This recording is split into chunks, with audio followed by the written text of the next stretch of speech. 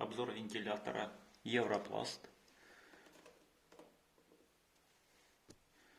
Доставка розетки через отделение выдачи на следующий день.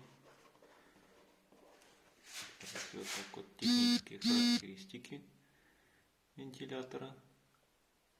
Ну, давайте посмотрим и сам вентилятор. Инструкция. Есть разный язык, украинский, русский. Ну и сам вентилятор. Крепление.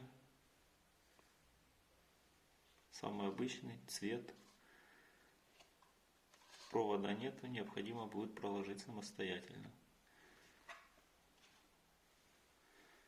Ну, в принципе, вот такого плана.